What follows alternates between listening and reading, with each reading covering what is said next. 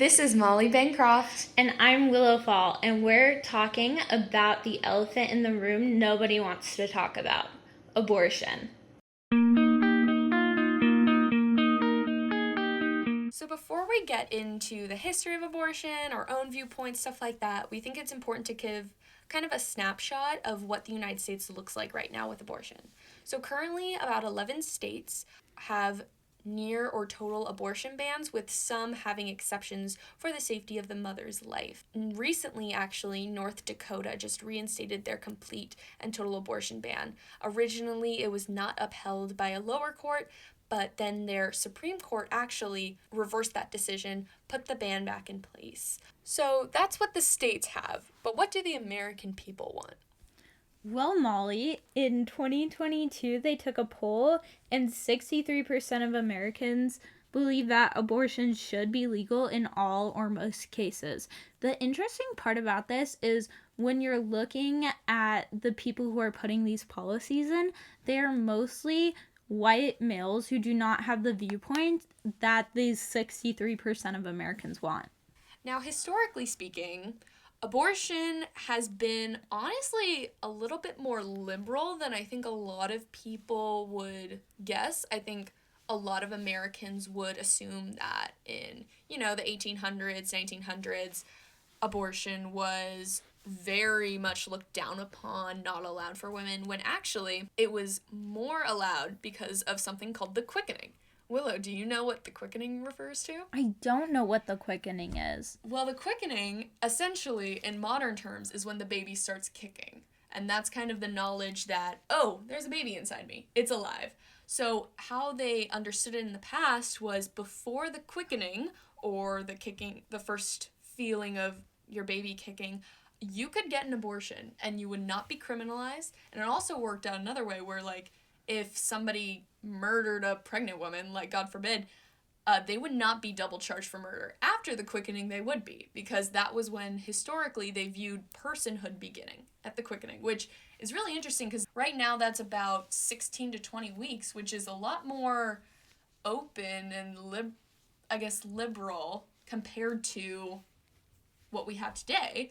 But after years of the quickening, they kind of got rid of that standard and they made it completely illegal until a rather popular Supreme Court case.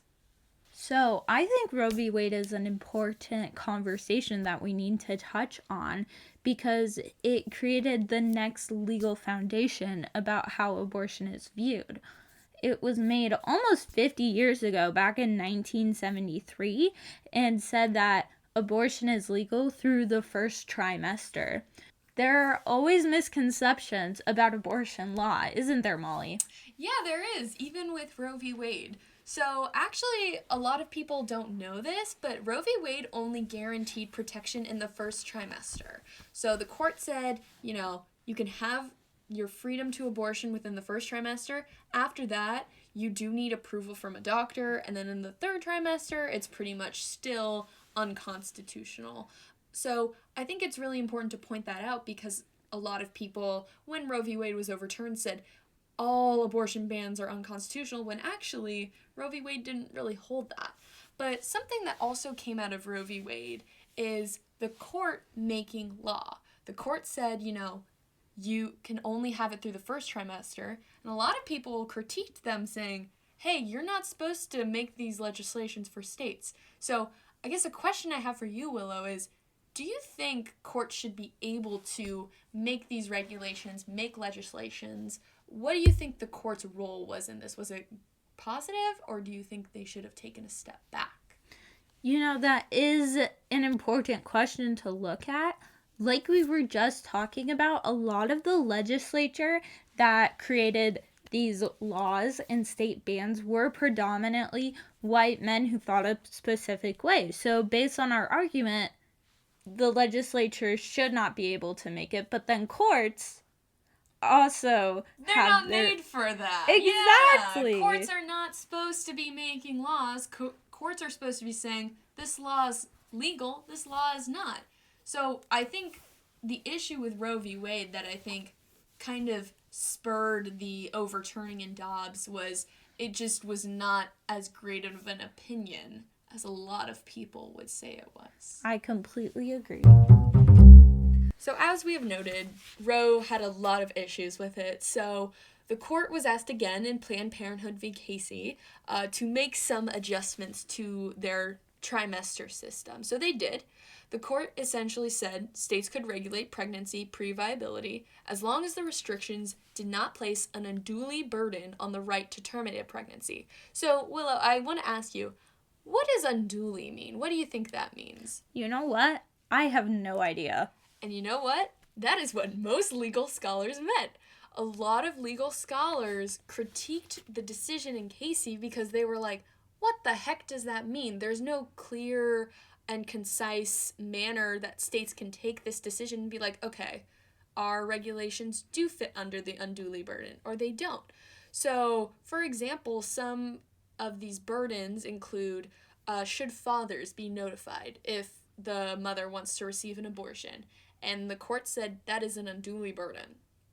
But when minors want to receive an abortion, the court said it's not an unduly burden to have parental notice to the minor's parents. So I think that just shows the vagueness and the issue with Casey that I would personally say really led into the decision and overturning of Roe v. Wade through the decision in Dobbs. Yeah, you know what? If a word such as unduly burden is just being tossed around and nobody knows what it is, how does that affect women and how does that affect abortion in total? Okay, so now we get to Dobbs versus Jackson Women's Health Organization. This is the big one that happens in 2022 where the Supreme Court overruled that abortion is not a constitutional right and that it should be set up to the states. So the states are going to decide whether abortion is legal or not. Molly, what do you think about this? I think it's a really difficult discussion to have, and let me tell you why, Willow. I think my viewpoint on this shifts every administration. So I'll be outright and say it. I'm not a huge fan of Trump. I'm not a huge fan of his administration. So during this administration, I would say, no, it should be up to the states. You know, we're in Oregon. Oregon should be able to choose what's best for Oregonians. But then, let's say I move to Kentucky and then a Democratic president comes into power. I would probably say, no, I think it should be a national federal law and not a state issue. So I truly can't say I go one way or the other, and I think a lot of Americans would agree that it's very wishy-washy how we want our government to function. What do you think, Willow? Yeah, I would definitely agree with that. It becomes difficult since you and I both live in a state that's going to protect abortion rights. So therefore, we know that our state is going to protect us, and maybe we don't care too much about what the federal government says. But if you go into states like Texas and other ones that have banned abortion and that have banned right to basic women's health access, I think that becomes a problem where the federal government needs to take over since the people they put into power are mostly leaning towards one way. So it doesn't really seem like anything will get better for them. Yeah, and I think we definitely saw this recently. This has nothing to do with abortion, but we saw this recently when the National Guard was deployed to Portland. A lot of people in Portland and in Oregon overall were saying, whoa, we don't need you. We know what we need. But the federal government said, no, we know best. And so I think it very much differs on where you lean politically and who's in power. So if abortion is a national right, but this national security is coming to Portland and saying that we're attackers, who do we believe? Yeah. That's the big question. Immediately after Dobbs, I think we all see a huge shift in how a lot of states view and have abortion in their legislation. We see a lot of states create new bans with no exceptions, as I had mentioned earlier, and a lot of times not in the best interests of the women that it's affecting. Willow, do you want to share some examples of that? Let's talk about Adriana Smith. I feel like she was a big topic in the news and something that almost everybody heard about. So what happened to Adriana Smith is that she was in an accident and was decided to be brain dead. However, she was pregnant and she was in her second trimester.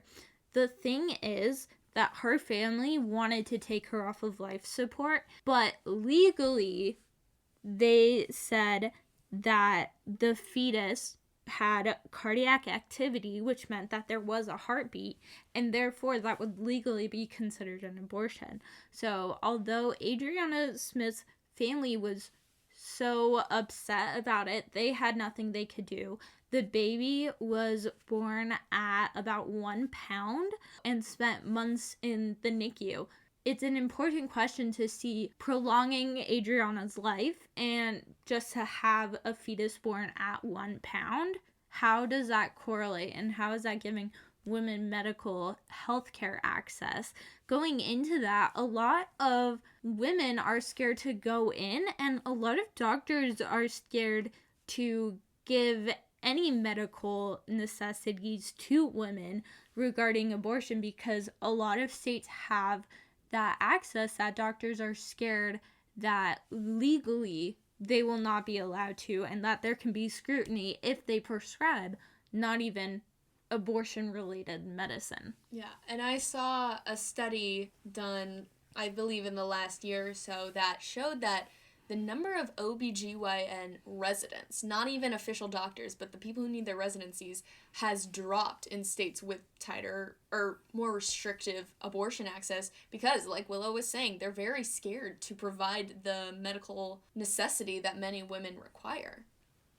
So I think we've been through a lot of the technical things of abortion, we've been through stories, we've been through Supreme Court cases, and now I think it's important to turn it to us, how we are impacted by it, our viewpoint, all that sort of stuff. So I don't know about you, Willow, but I remember when Dobbs was decided, and it was insane. My social media just blew up with people posting how they hate the Supreme Court. The Supreme Court doesn't respect the American people. They don't respect the American people's opinions. Like you had mentioned earlier, how a majority of Americans believe abortion should be allowed.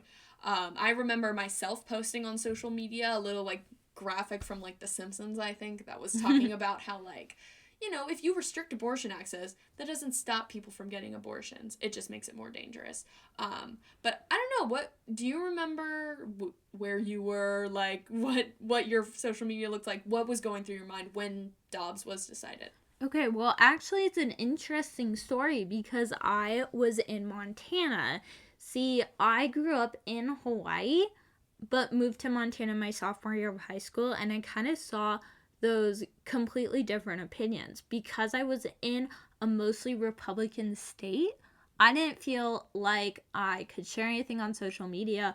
Of course, I supported people and I wanted to speak on it, but a lot of my classmates didn't share the same ideas, and a lot of my classmates thought very negatively on it. So that was completely jarring, and even today, posting things on social media to me, being in a Republican state and having those followers, I don't feel like I can post things because I feel like I'm going to get a lot of scrutiny. But what's actually interesting in Montana is you would think that they would not legalize abortion. Yeah, I would agree. No offense, but like coming from an outside perspective, I would think Montana is very right leaning, very anti-abortion.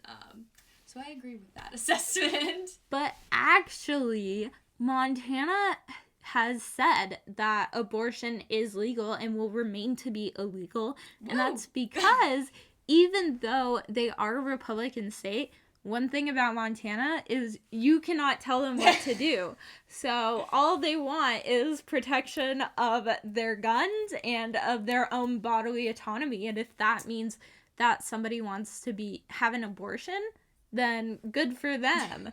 And that's such a contrasting opinion because also, mind you, I grew up in Hawaii, a very blue-leaning state and a state that cares about these things. And I grew up going to protests where everything was love and shakas. Yeah. And so that was just such a contrasting opinion. But it's nice to know that between the two drastic states that I lived in, they are both supporting the legal right to an abortion. Now, Molly, I know you're from California, right? Yes, I'm from Southern California. So I'm curious, what was that reaction in California and how did that state react? So, obviously, I feel like it's probably well known. California is very pro-choice. From north to the south, we are a very pro-choice state. But when Dobbs came out, this is actually really interesting. So, I grew up Catholic. I went to Catholic school my entire life, including university. And when Dobbs was decided, I kind of had a same feeling as Willow of, I personally am pro-choice, but a lot of people around me at school are very Catholic or just are following in their parents' footsteps, and we're actually like not as pro-choice as I thought. It was kind of weird. It's like, I'm thinking we're on the same page, woohoo, and then Dobbs comes out and I'm like, whoa, wait, what's happening? Like, people don't agree with me? Like, it was really interesting. My school, I will say, my high school, we were never really taught, like abortion is murder, you're going to hell, all that sort of stuff. That was never taught to us. However, there were some underlying things that we were taught in schools. Like, here's something crazy for you, Willow. At my school, in our handbook, if you got an abortion, you could have been suspended or expelled. And if Really? Yeah. And if you assisted someone in getting an abortion, you could be suspended. You're kidding. No. And that's what's really interesting, because when I tell people that, they're always like, I thought you were from Southern California. I am. And I think the Southern California part of it also added to it, because I think if we were a Catholic school in Kentucky, it would be just expulsion, never come back, never show your face. So I think that is an important part of kind of everyone's view politically. Where you grow up, who you grow up around, I think really affects how you view politics. And I know there are people who, oh, I don't agree with my family's politics anymore, I've been kicked out, stuff like that. That does happen. But I think for the average person, we can see how our environments really affect our politics and our political beliefs. Yeah, and I think there is another aspect of just being women.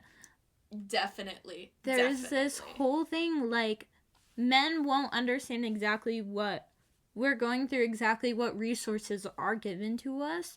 So knowing that as women, they're not restricting men's health care, they're not restricting men's access, but it puts women who want abortions in a dangerous problem where maybe they're getting illegal abortions, maybe they're not getting access to care, and it is just really impacting and hurtful for me as a woman, and I'm sure you too, to see how these women are being affected when there isn't a single thing. Yeah.